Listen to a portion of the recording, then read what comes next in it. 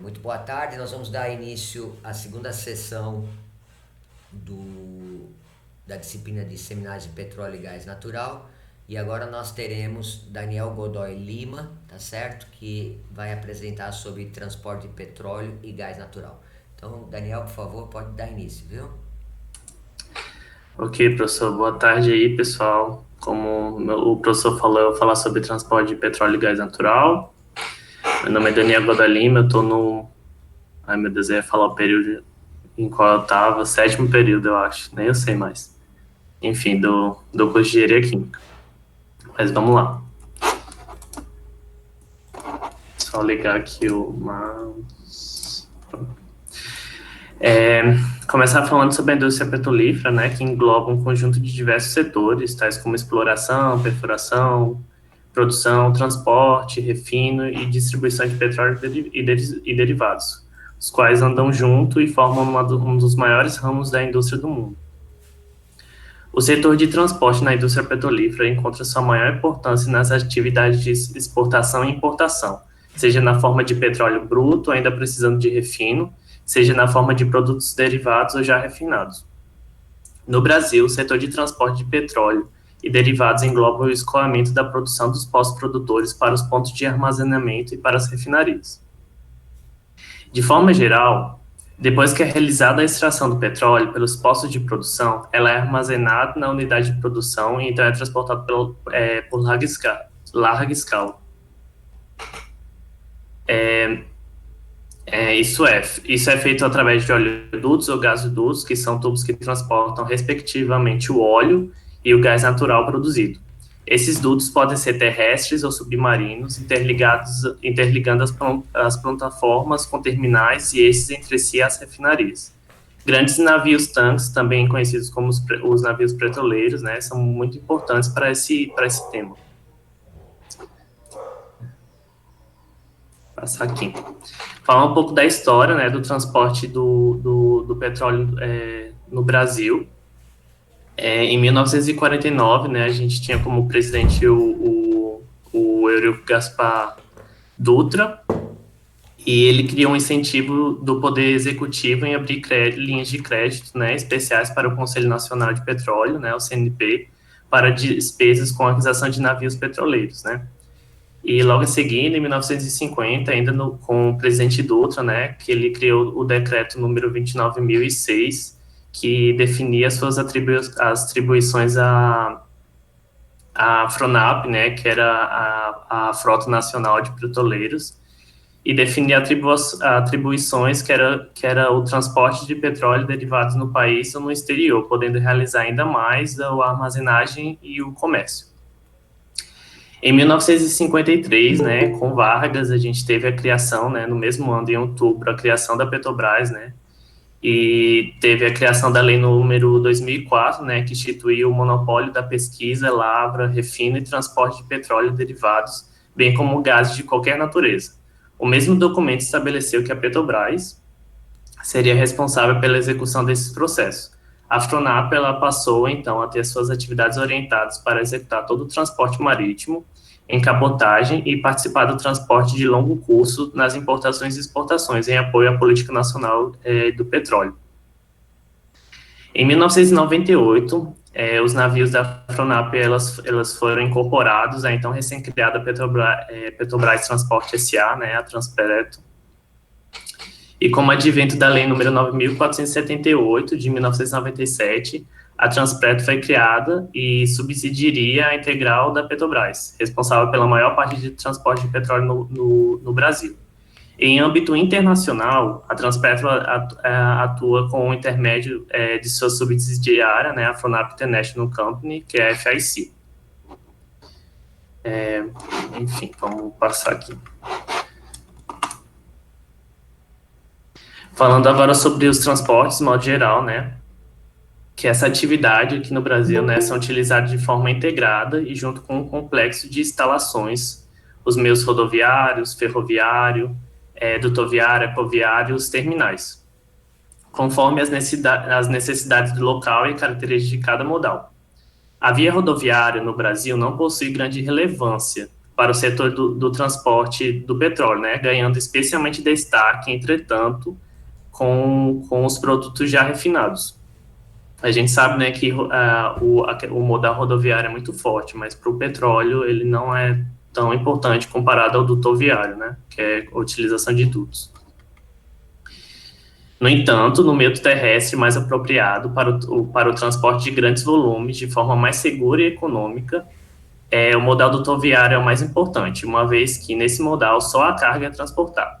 Segundo a Transpetro, mais de 13 mil quilômetros de dutos, entre oleodutos e gasodutos, interligam todas as regiões brasileiras. Falar agora sobre os navios, né, petroleiros, né.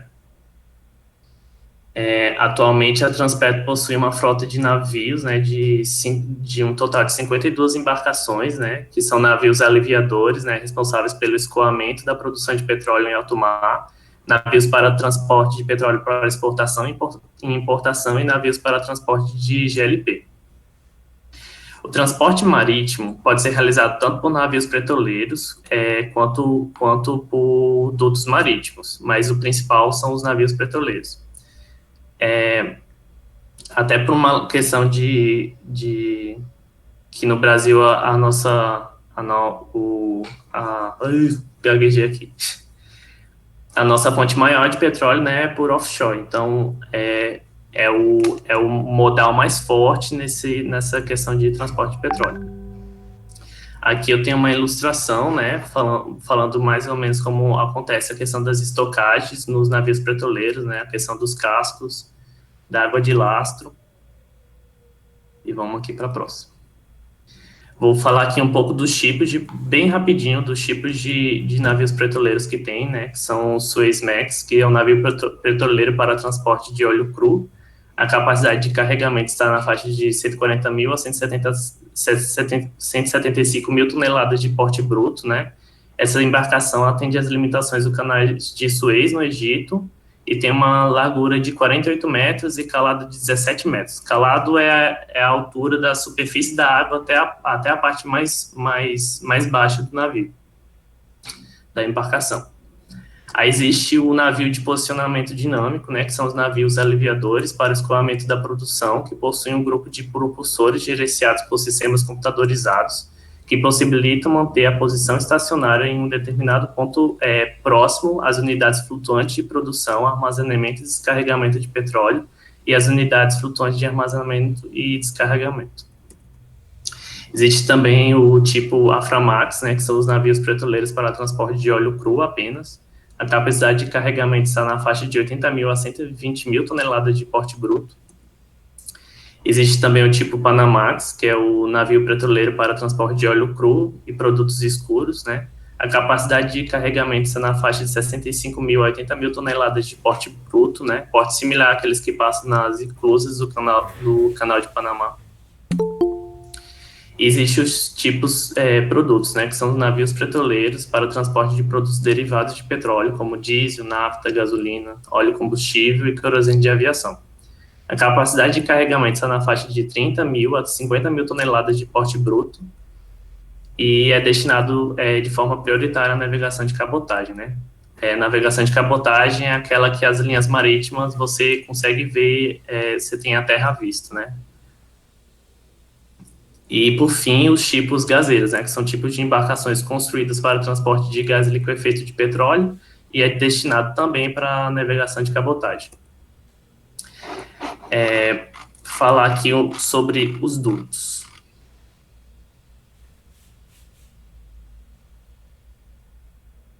Bom, dos campos de produção, o petróleo é transportado por oleodutos ou por navios para os nossos terminais e de lá até as refinarias.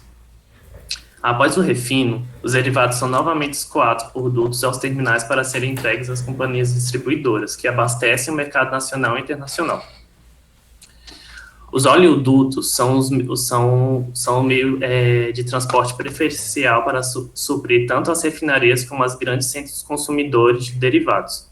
Essa rede de oleodutos que interliga as diversas regiões produtoras de petróleo, refinarias, terminais e bases de distribuição, é supervisionada e controlada pelo Centro Nacional de Controle Logístico, né, que é o CNCL.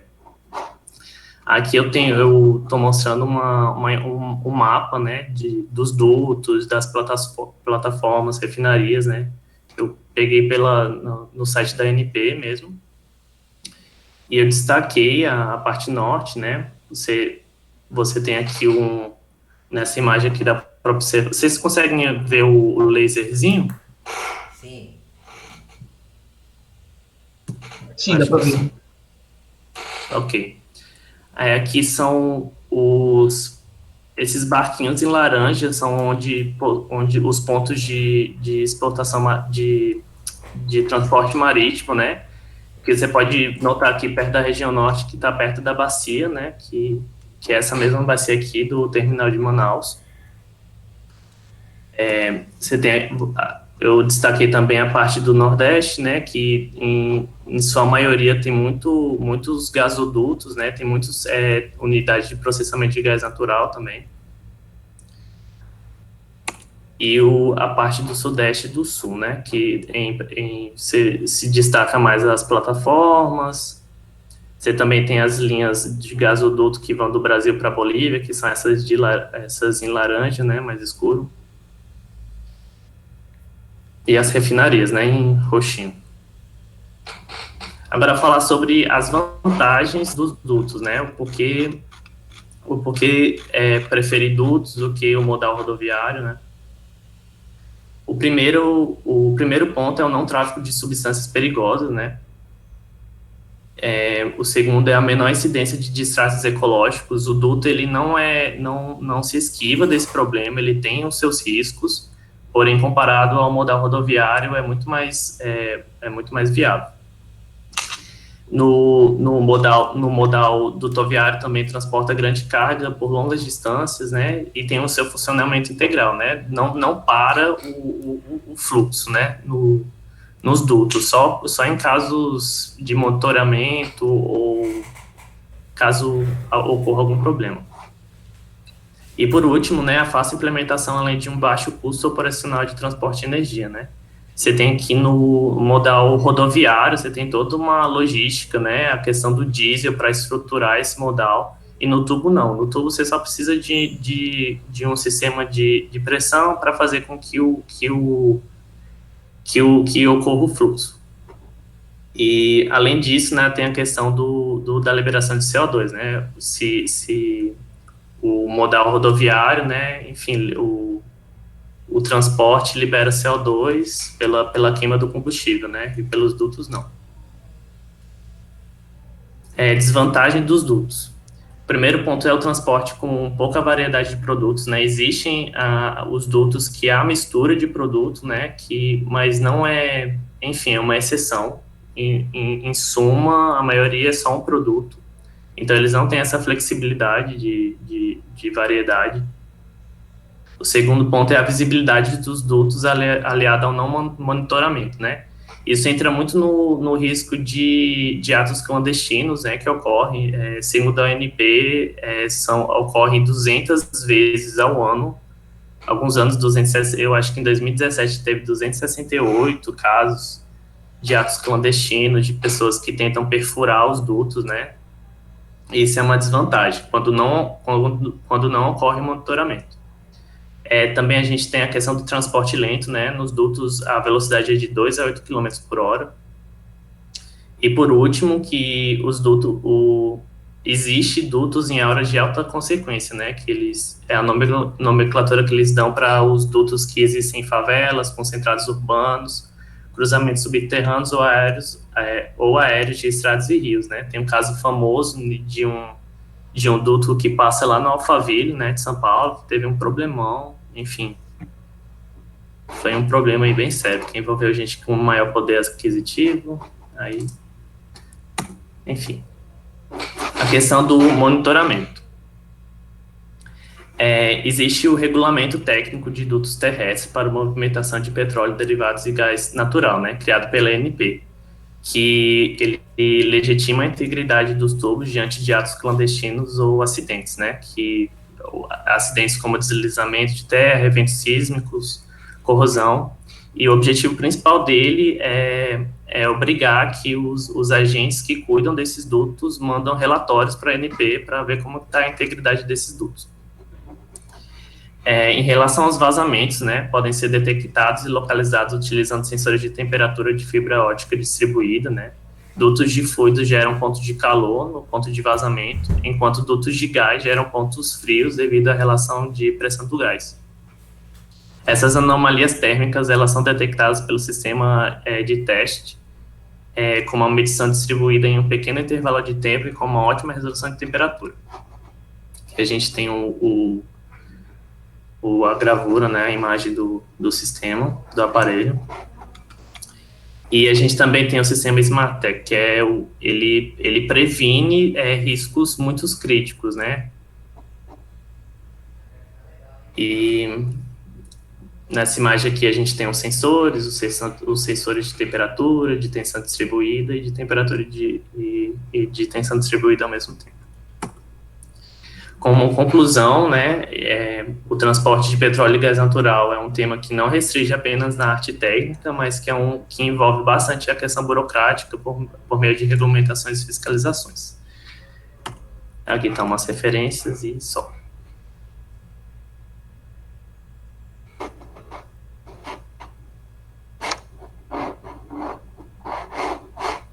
Ele parou aqui.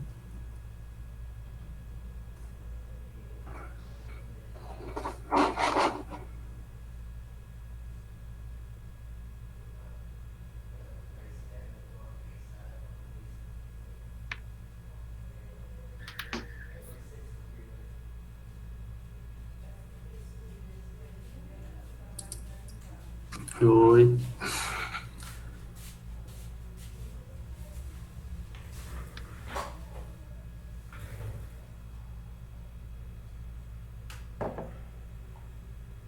Olá, professor Oswaldo. Sim, eu queria fazer um comentário, sabe? Pode falar, professor.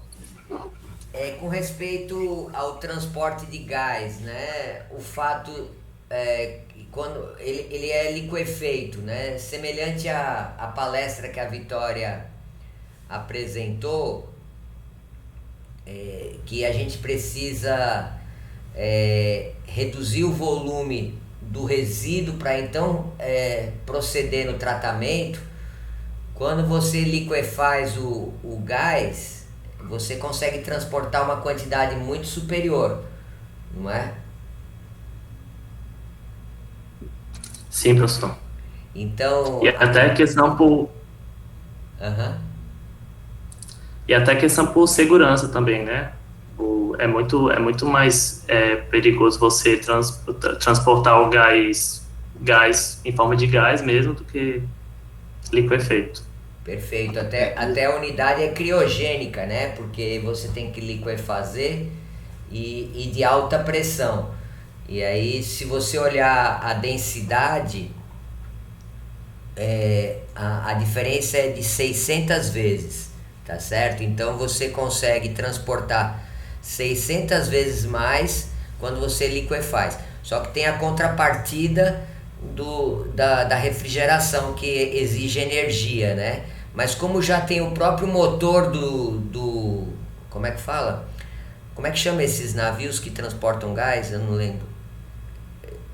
Que você chamou aí esses gazeiros. Esses gazeiros. Então, a própria energia do motor também serve para ajudar no compressor para refrigeração, né? Muito bom, viu? Uhum. Parabéns, viu, Daniel? As fotografias muito boas também, tá certo? Então, essa palestra ficou assim muito ilustrativa, muito rica de detalhes. Parabéns. O Daniel, eu cheguei a ver não sei, em gazeiros nesse navio. Ele chegou a falar dos portos que tanto embarca como desembarca o gás, a parte que vai fazendo esse negócio. Você falou alguma coisa sobre isso? Professor, eu não falei de forma muito específica, mas eu falei que os navios petroleiros, eles descarregam nos terminais, né?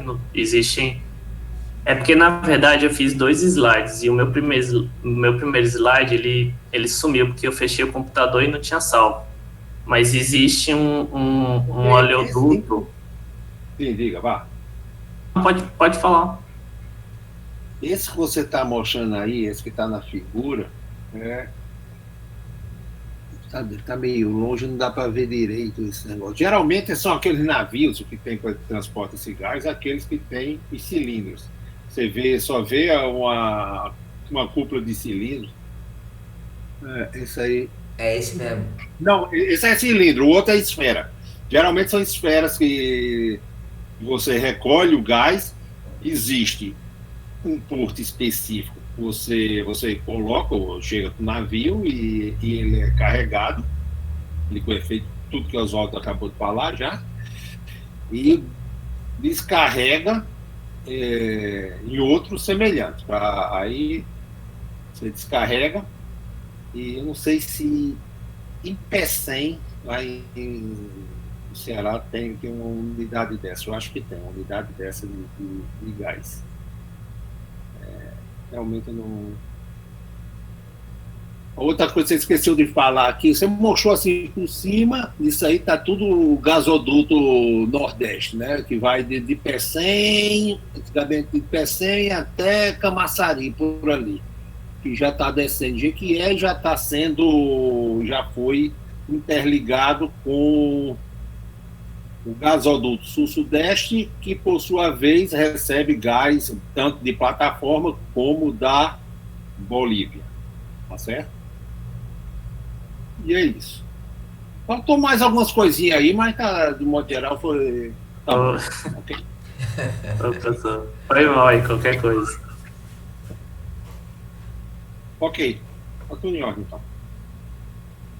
Então agora a gente pode passar para a Thalita diretamente, professor? Pode sim. Vamos começar com o Thalita, então. Então vamos prosseguir, então, Thalita.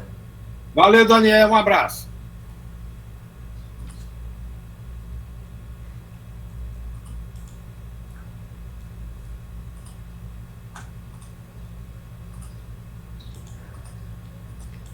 Pronto, Thalita, vamos começar. Thalita é de Tá vendo a minha engenharia. tela, professor? Pode. Você é de engenharia mecânica, Thalita? Posso começar? Pode. Só estou fazendo a pergunta antes. Você é aluna de engenharia mecânica? Não. Não, de engenharia química. Engenharia química. Tudo bem. Bom, boa tarde a todos. Meu nome é Thalita, eu sou aluna do programa de pós-graduação em engenharia química. Como o Daniel estava contabilizando aí, falando que ele estava no 7º semestre, eu acredito que há uns 60 dias de terminar esse mestrado, se tudo der certo. Então, o meu tema para a apresentação do seminário de hoje é sobre navios sondas, orientados pelo professor Afonso e pelo professor Oswaldo. Antes de mim hoje, tinha uma apresentação sobre plataformas, que ia dar uma introdução sobre todas as plataformas que vinham antes, e o navio seria uma parte desse assunto. Então, vocês não se preocupem, porque a parte introdutória sobre as outras plataformas, ela não vai acontecer hoje, mas vai acontecer na próxima semana, né, que o menino foi remanejado, o rapaz que estava com a parte das outras plataformas.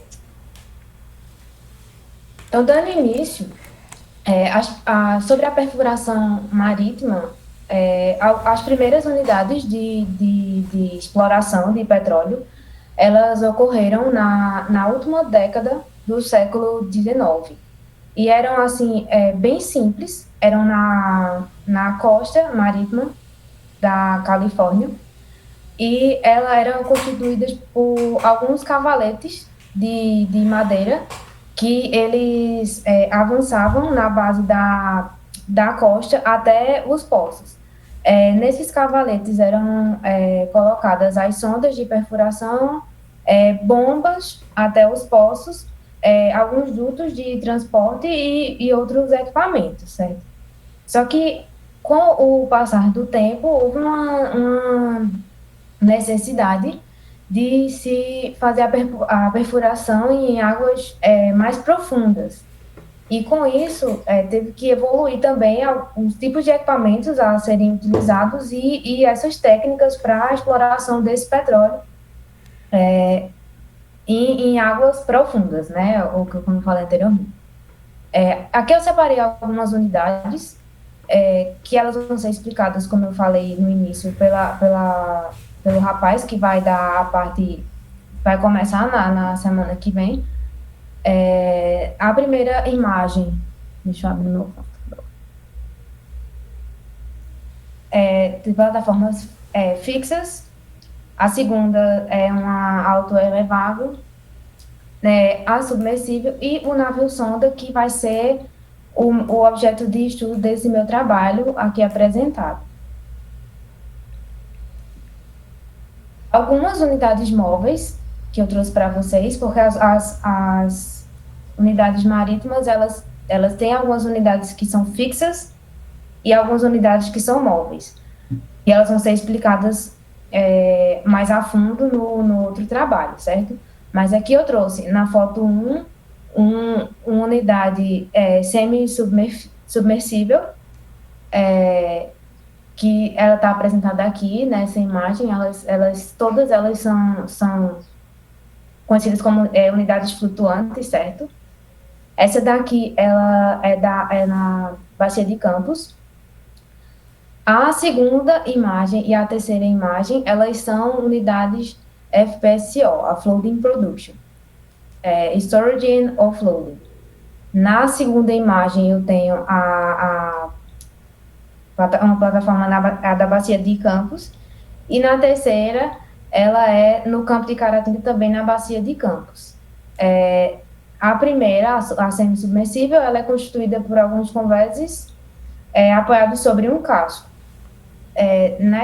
Na segunda, que são essas duas fotos, ela é assemelhada com um navio, onde ele vai ter o armazenamento de óleo, e ela também vai ter o convés, mas esse é um tipo de navio, mas é um navio diferente. Ela se assemelha a um navio, mas não é o navio sonda que vai ser estudado nesse trabalho. Mais algumas unidades marítimas. Aqui na primeira foto eu vou ter a FSO, que é a Floating Storage and Offloading. Mais uma plataforma flutuante de armazenamento e produção, e de armazenamento da produção. Ela não vai realizar a produção em si. Primeira foto é da FSO P-38, que opera no campo de Marinho do Sul, na Bacia de Campos. A terceira foto, a segunda foto é a FPU, a Floating Production Unit. Ela é semelhante a um semi-submersível e ela é para a produção de óleo, mas ela não armazena, não possui esse sistema offloading. Nesse exemplo aqui, ela não é uma foto real, né? Ela está aqui só o desenho. E na terceira foto, eu tenho o flotel. O flotel, ele é um hotel flutuante, que ele vai ter escritórios, oficinas e estrutura para acomodação de até 800 pessoas. As pessoas geralmente usam esse flotel quando há uma superlotação. Em um dos casos, quando há uma superlotação na plataforma, às vezes tem muitas pessoas ali que estão convidadas para resolver algum problema, ou enfim, quando a plataforma não vai comportar essa quantidade de pessoas, elas vão e utilizam esse flotel. Na terceira foto, eu tenho aqui a plataforma na cidade de Armação de Búzios, certo? Que ela atua como um flotel e também como unidade de apoio e manutenção de outras plataformas. Todas essas imagens aqui, com exceção dessa daqui, né, que eu estou apontando, que ela não é uma foto real, todas essas elas são unidades da Petrobras. O objeto de estudo desse trabalho é o navio sonda, e ele é uma embarcação que ela é projetada para a perfuração de poços submarinos. Aqui na imagem a gente consegue ver, esse é o navio sonda NS-18, operando no campo de Piranema, na bacia de Sergipe-Alagoas. Ele também, hoje em dia, ele é propriedade, né, ele também faz exploração para a Petrobras. Ele tem uma torre de perfuração no centro do navio, e onde ele vai ter uma abertura no casco, que vai permitir a passagem da coluna de perfuração, que ela é normalmente dotada com um sistema de posicionamento dinâmico. Mais à frente eu vou conseguir mostrar mais fotos para vocês de dentro da plataforma em si, para ver como é essa abertura e como essa coluna consegue passar e como eles conseguem perfurar com esse navio. Nessa imagem, no slide 6, a gente tem o pioneiro navio sonda, o Petrobras 2, que em 1974 ele perfurou o poço que deu origem à bacia de Campos, no campo de Garopa. Esse sistema, o sistema de posicionamento do navio sonda, ele tem alguns sensores acústicos e alguns propulsores e computadores que vão anular o efeito do vento, ondas e correntes que tendem a deslocar o navio da sua posição. Assim que o navio ele vai chegar lá em alto mar, através dos seus sensores e do seu sistema, ele vai conseguir, através de satélite, de sinal de satélite, vai saber exatamente se a posição dele está correta, tanto a posição em si no distanciamento, como a rotação dele, para que ele consiga perfurar esse poço. Os navios sondas, como eu falei anteriormente, eles são destinados à perfuração de poços em águas profundas e ultraprofundas. Eu trouxe algumas características, tem mais alguns, mas aqui só um destaque. Ele tem grande capacidade de armazenagem e de suprimento para perfuração. Tem equipamentos muito pesados aí dentro dele, porque ele vai precisar atingir as águas profundas. Ele é um pouco menos estável do que a sonda semi-submersível, tem propulsão própria, e é necessário um compensador de movimentos, que também vai ser visto mais à frente. Alguns dos principais sistemas são o sistema de lastro, são esses tanques que são de grande capacidade, eles são localizados na parte inferior do casco do navio. E eles, além deles armazenarem, eles permitem esse balanceamento da carga, que vai conseguir manter o centro de gravidade da plataforma na posição correta. O sistema de propulsão dele, que são o mais simples, é uma hélice, também vai ser mostrado mais para frente, que ela vai conseguir projetar, ela vai conseguir forçar o navio a ele conseguir chegar na rotação certa, e ele também tem o objetivo de mover esse navio entre outra locação ou outro posicionamento, porque ele também pode, ele pode perfurar e ele também pode sair do local. O terceiro sistema que eu trouxe é o sistema de apoio à navegação e à comunicação, certo? Tem todo um aparato dentro do navio para ele conseguir chegar no lugar certo, que são, eu trouxe alguns exemplos, as luzes de navegação, sinais, bandeiras, buzinas, apitos, lanternas, como também para ele conseguir se movimentar, a bússola, a agulha giroscópica, o radar, o navegador, o satélite, que é bem importante no caso do navio sonda. Também, um sistema muito importante é o sistema de amarração, que ele tem que ser adequado para o navio sonda, para que essa perfuração desse poço ela seja bem sucedida. Então, nessa ilustração eu trouxe alguns movimentos do que essa sonda pode ter. Tem o avanço, dá para perceber, desculpe, que é um gráfico XYZ aqui.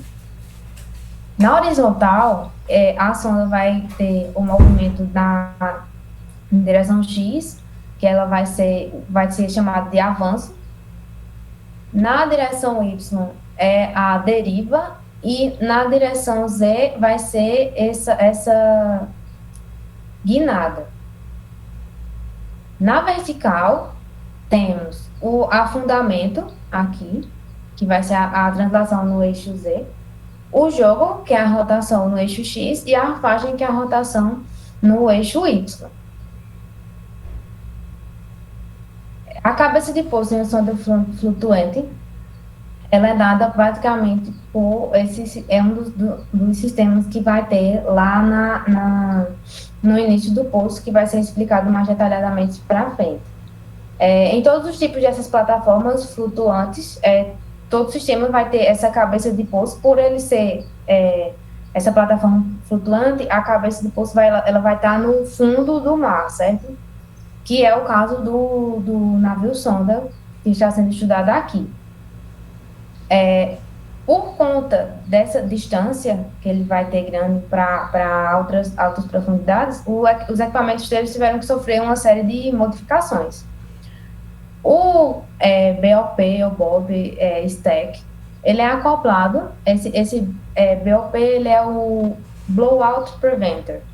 Ele é acoplado ao housing de alta pressão por um conector hidráulico e ele possui algumas gavetas, vazadas cisalhantes, válvula anular, linhas e válvulas associadas. Ele também tem um acionamento remoto, certo? Então, você pode remotamente também desconectar o BOP do LMR, que é o Lower Marine Riser. Aqui tem o desenho, né, mais um desenho sobre a cabeça de poço nessa sonda flutuante. Todos os equipamentos que vão ter aqui, que estão acoplados, essas cabeças elas suportam os revestimentos dos poços, elas resistem aos esforços do riser e fornecem a vedação para o BOP, o Blowout Preventer. Na fase de produção também, como está escrito aqui, ela serve de alojamento, travamento e vedação para o suspensor de tubulação e para a árvore de Natal. Tudo isso aqui vai ser explicado mais à frente nas outras plataformas também. Bom, o funcionamento do navio sonda. Aqui, como eu falei, quando a embarcação ela vai chegar ao local desejado, o local onde vai haver a perfuração, ela vai receber um sinal de satélite que vai ajudar ela a se mover até a posição necessária, certo? Então, aqui ela está na posição onde vai começar a ocorrer a perfuração. Aqui, deixa eu voltar aí, só um minuto. Pronto. Nessa imagem de baixo, a gente está vendo as hélices, ó, que elas vão girando em até 360 graus completos para manter esse navio na posição certa e evitar que ele vá sair do local devido ao vento, às ondas ou às correntezas. Nesse caso aqui, que é o exemplo desse navio chinês, ele tem 6 hélices que vão rotacionar aqui em 360 para manter ele na posição correta. Quando o navio já está na posição correta, o primeiro equipamento a ser descido ao fundo do mar é a base guia temporária. Lá do navio vai soltar o tubo condutor, ele vai vir guiado aqui, ó, via cabos, ele vai ser enviado até o fundo do mar, onde ele vai chegar aqui e vai adentrar nessa primeira camada do solo. Após assentar essa base guia, vai ser descida a coluna de perfuração.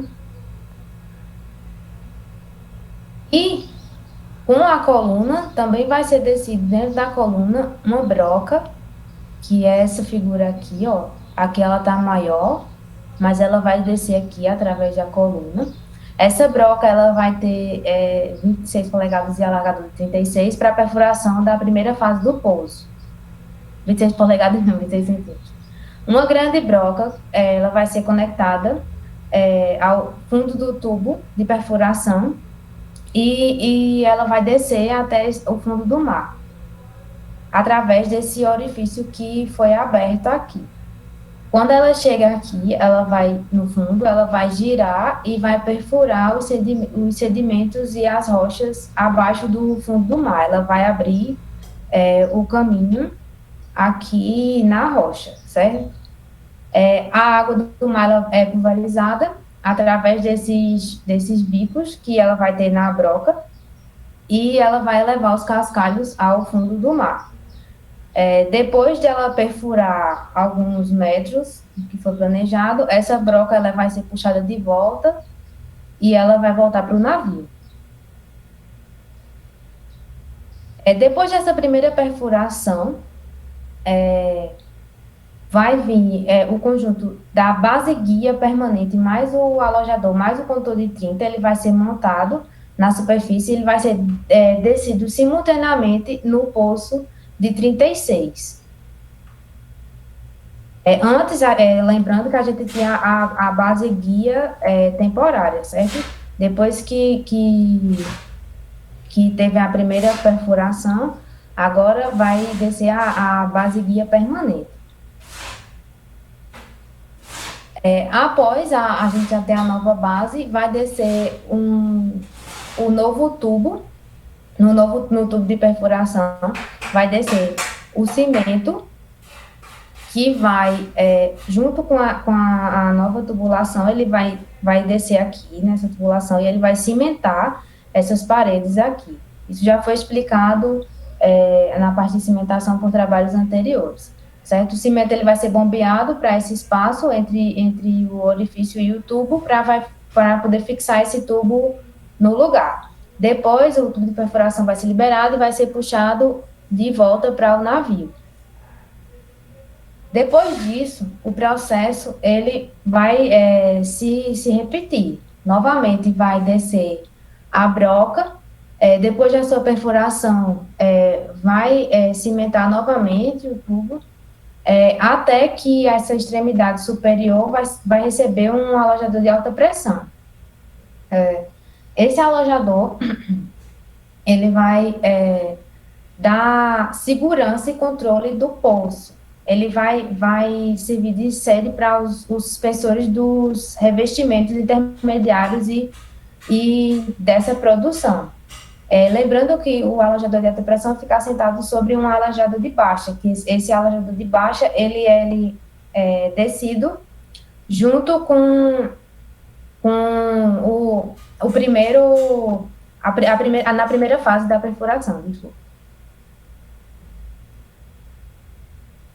Depois de repetir, e depois dessa última cimentação, ele vai descer o aparelho que a gente falou antes, que é o Blowout Preventer e o Riser, que eles vão permitir a perfuração das fases seguintes até a conclusão desse poço, certo? O navio, ele é equipado com o sistema de Riser para perfurar ainda mais fundo, e esses tubos, eles vão sendo adicionados um após o outro, até que o blowout ele seja enviado até ele encontrar o fundo do mar, o sisteminha que a gente estava vendo antes. Ele é conectado a cabeça de poço que a gente falou antes e que está localizado aqui na parte superior do tubo de revestimento. Agora, depois que a gente vai conectar ele, a gente sabe que a embarcação agora, subindo aqui, né, como não está na imagem, está conectada junto com o navio, certo? Por meio do tubo Riser. Esse daqui é um Blowout Preventer, a foto dele em si, que antes a gente estava com aqui uma simulação e aqui tinha um desenho dele anteriormente. Certo? A foto vermelhinha é a foto dele em si. Também tem alguns equipamentos auxiliares utilizados no navio sonda, como esses tensionadores do Riser. Eles são necessários porque essa coluna ela vai interligar o Blowout Preventer até o navio, certo? Então, vai sofrer constante movimento, vai tentar, né, através da ação do vento e das correntes, tentar se mover, mas com os tensionadores eles vão justamente evitar isso. Eles são fixados à plataforma por meio desses sistemas compensadores que permitem o movimento de translação na vertical. O outro equipamento auxiliar são esses compensadores de movimento, que eles vão manter constante o peso da coluna sobre a broca. Eles são sistemas hidráulico-pneumáticos que eles funcionam utilizando grande volume de ar comprimido, certo? A uma determinada pressão aqui dentro. Pronto. Eu trouxe um vídeo.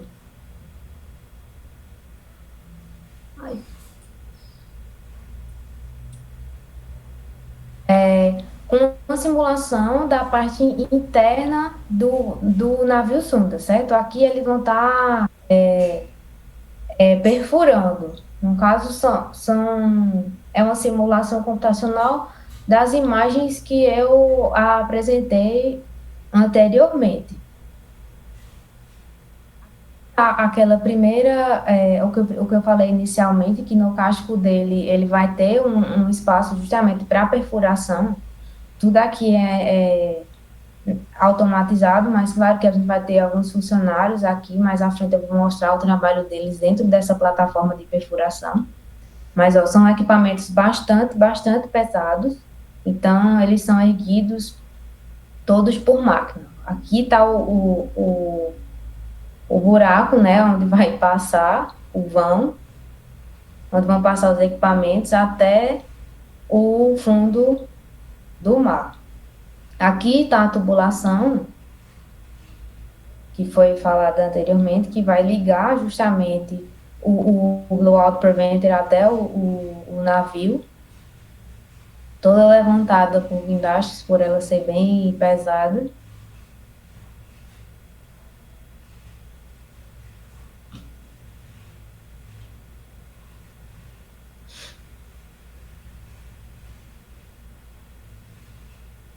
Ela vai ser carregada e vai ser conectada para poder descer.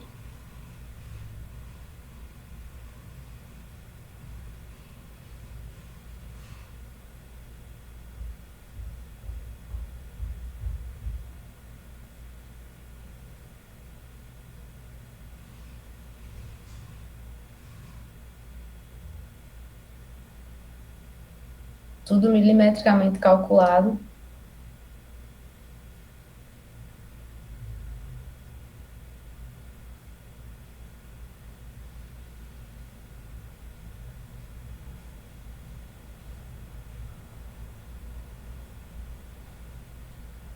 E aí, como a distância são em águas profundas, como eu falei, ele vai começar a conectar um tubo no outro, até chegar lá e encontrar o fim. Dá uma adiantadinha.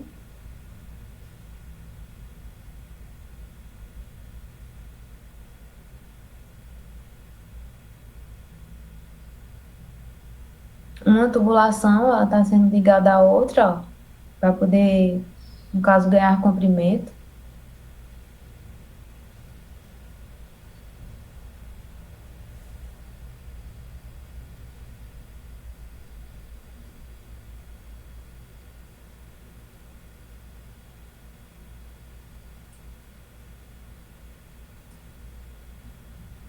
E essa o que eu queria mostrar para vocês de dentro da plataforma, assim, uma versão maior e mais geral, certo? Esse vídeo ele também é mais comprido e ele mostra também outras partes do navio, fora a perfuração em si. Mas todas essas etapas são os processos do que eu estava falando anteriormente com imagens para vocês. E eu trouxe o vídeo do processo real, certo? No anterior era uma simulação Só que aqui é o que realmente está acontecendo, é um vídeo direto de um navio em funcionamento. Então, aqui vocês estão vendo as pessoas também que trabalham nesse navio sonda, nessa plataforma. E é todo o processo que foi explicado anteriormente e que foi mostrado no vídeo da simulação. Só que agora são algumas imagens reais de como é a vida do que acontece dentro do navio.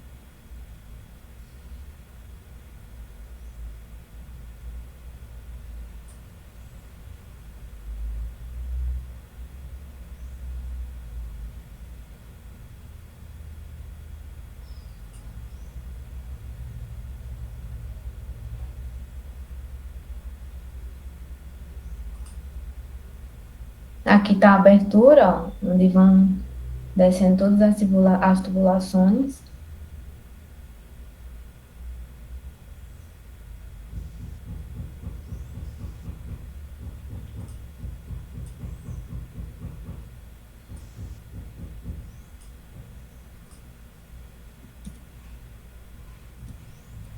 E é isso que eu queria mostrar a vocês sobre os navios sonda. Mais para frente, como eu falei, vocês vão ter uma noção das outras plataformas também, mas essa é uma plataforma bem específica.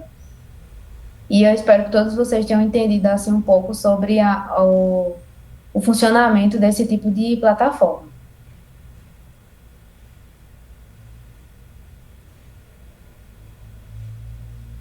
Ok, Thalita, muito obrigado.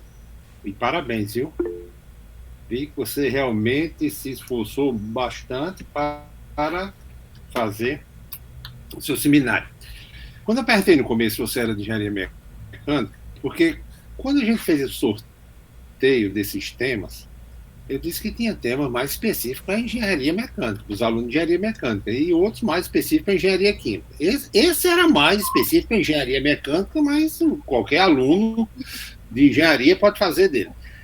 Uhum. Eu só tenho quando eu falei isso, é porque às vezes pode chegar um tema específico, lá na frente nós teremos temas como petroquímica, como a petroquímica de uma maneira geral, e ter sido sorteado um aluno de engenharia mecânica que vai ficar totalmente voando o que está fazendo. Então seria melhor um aluno de engenharia química. Eu não sei, estou falando isso em tese, tá certo?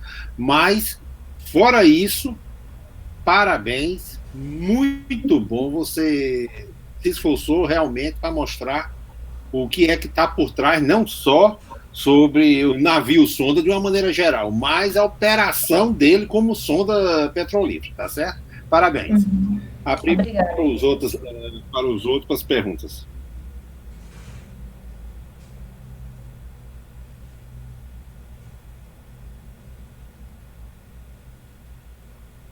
Professor Oswaldo?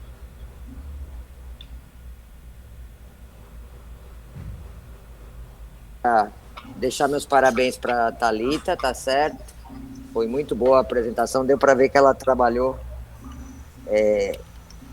bastante, e eu já tenho acompanhado a Thalita, né, no trabalho de estágio docente, na pós-graduação.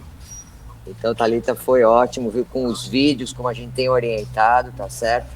Dá para perceber juntamente com o Daniel, dá para perceber todo o trabalho que vocês tiveram, viu? Parabéns. Obrigada, professor.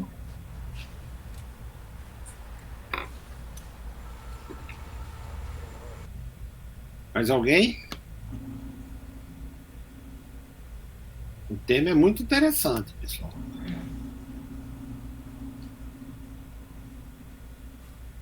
Quando eu estudei ele, né, como o senhor falou, né, professor, eu sou engenheira química, então a gente não vê isso durante a graduação. Então, eu peguei os livros e tentei estudar, e às vezes tinham pouquíssimas coisas sobre ele, porque como existem outras plataformas, às vezes dá mais destaque às outras do que ao próprio navio sonda em si. Eu até falei com uns amigos meus que trabalham na Petrobras, por isso que a maioria dos meus exemplos eram todos de lá, não que só existe a Petrobras, que aí eles me passaram os materiais, mas eu achei que a forma mais fácil de entender sobre isso eram com esses vídeos, né? Assim, não sei se o pessoal da engenharia mecânica acha mais fácil de entender de outra forma, mas pelo menos para mim foi mais fácil entender vendo esses vídeos e vendo como tudo acontece lá dentro, né? Porque antes de fazer esse trabalho... Mas foi muito bom, realmente. Eu nunca tinha estudado sobre isso.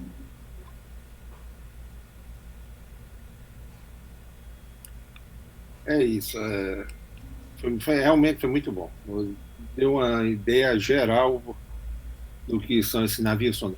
Antigamente, quando eu dava disciplina refino de petróleo e petroquímica, entrava alguma coisa, eu falava, no final do curso, eu falava sobre alguns tipos de navios sonda, essas coisas todas. Hoje em dia parece que praticamente não estão tendo mais essa disciplina, né? Eu não sou formada na UFRN, então, para mim, realmente não tinha. Ah, certo.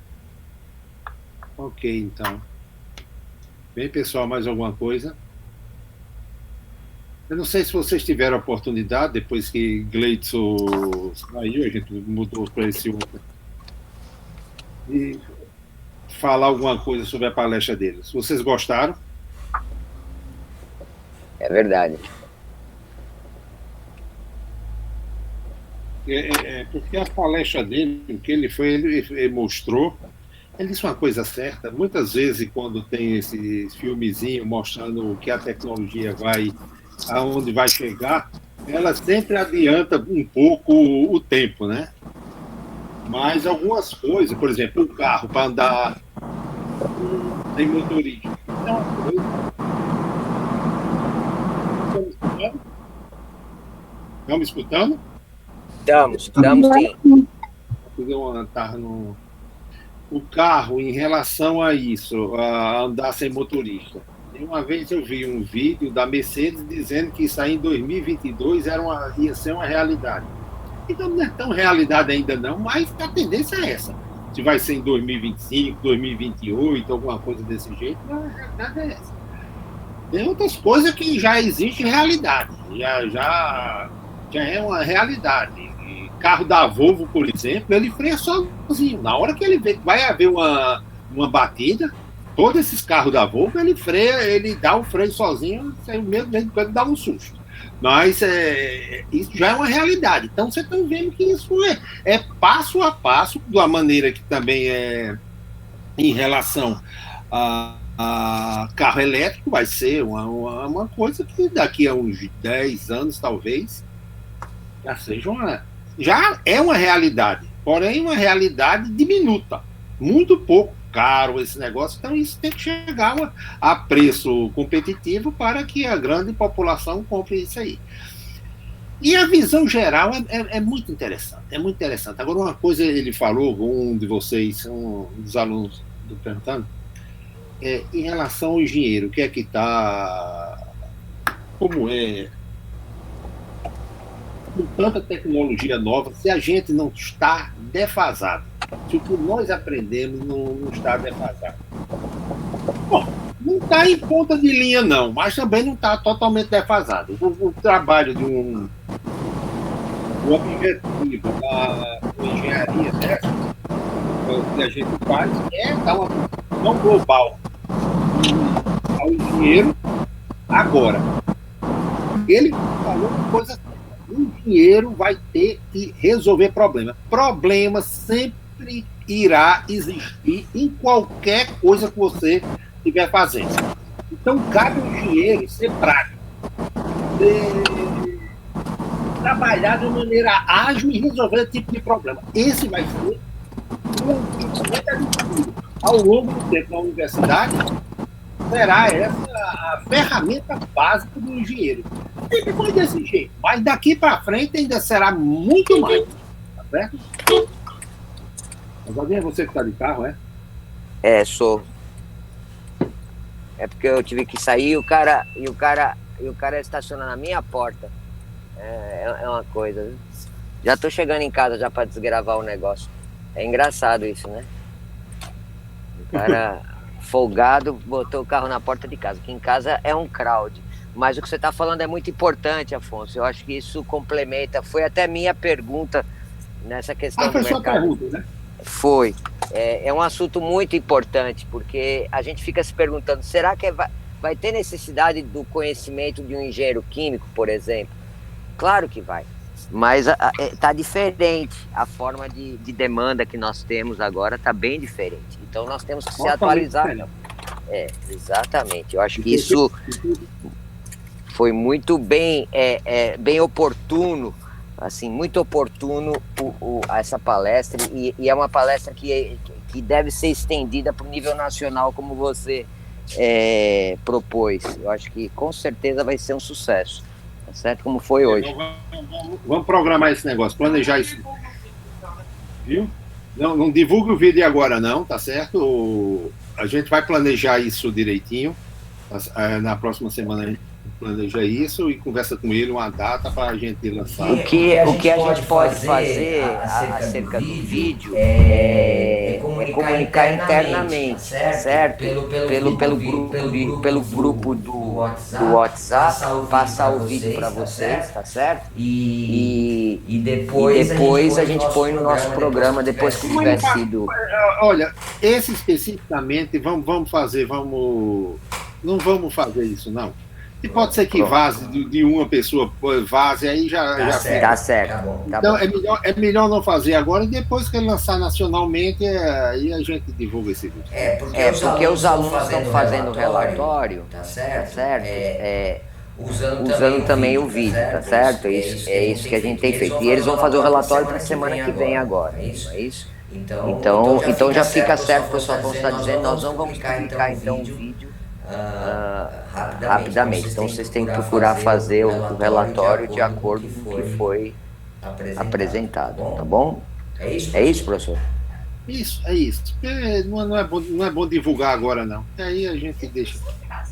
Fica sem graça. Exatamente se o negócio se vazar, e na hora que ele lançar isso nacionalmente, isso aí fica sem graça. Mas vocês, ele é um cara que, como ele disse, começou tudo aqui. Ele fez o cigarro, a plataforma Sucupira hoje que é utilizada na CAPES. Isso é vários sistemas baseado no cigarro, vários sistemas em Secretaria de Educação do Brasil afora. Então, é um cara que trabalhou muito em relação a essa tecnologia. Muito bom mesmo. Moço, você viu? O cara é moço, cara muito, muito moço mesmo. Formou-se, digamos, recentemente, terminou o doutorado mais recente, logicamente, em 2014, que ele falou, né? Então, é um cara que vive estudando. E é isso que ele disse certíssimo. Cabe um engenheiro aprender direitinho o que é ofertado na universidade, que é a formação básica de engenheiro, e o resto o cara está antenado, ligado para... Eu te garanto uma coisa, isso no CRQ, quando eu sou presidente do CRQ, né? Então, quando eu vou entregar as carteiras aos profissionais, exercer a profissão, eu sempre faço uma pré-eleção. Eu prefiro isso tudo, porque eu sempre faço uma pré-eleção ao pessoal que está recebendo as carteiras. A pessoa tem que ficar ligada. O mundo é cheio de oportunidade. Agora você, logicamente que ela não vai aparecer assim na sua frente, cara, não. Você tem que estar estudando, vendo as coisas, às vezes não serve para nada, mas vai adquirindo conhecimento tudo. E uma hora você puxa um filão e vê que o negócio está dando certo.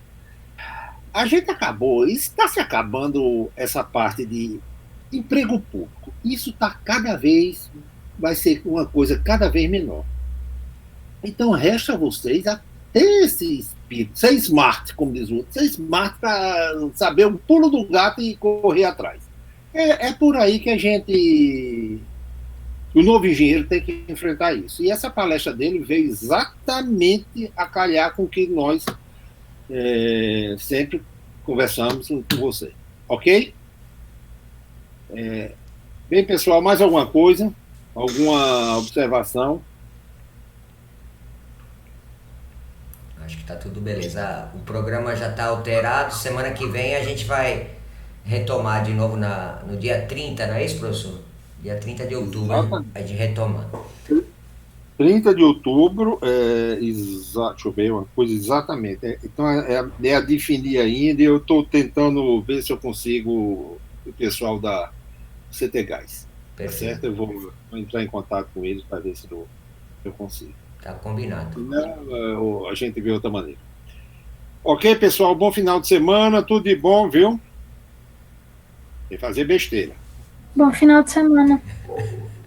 Don't forget, viu? Não fazer besteira. Tchau. Oswaldo, segunda-feira vai ter reunião? Vai ter. 8 horas. 8 horas. Beleza. Valeu, bom final de semana, pessoal. Tchau. Tchau. Tchau. Tchau, bom final de semana. Tchau, professor. Tchau. Vou começar a ler sua tese, Matheus. Tá certo, professor. Obrigado. Ei, professor, eu estava organizando com a professora Carlenice. O senhor tem alguma objeção ao dia 3 de novembro? Que dia é da semana? É uma quarta-feira. Perdão, professor, uma terça-feira, depois do feriado de finados. Acho que não. Tá beleza. Tá beleza. Tá certo, professor. Eu vou conversar com o resto do pessoal. À tarde, no caso, né? À tarde. Beleza. Dia 3. A princípio, tudo. Se houver alguma mudança, você me avisa.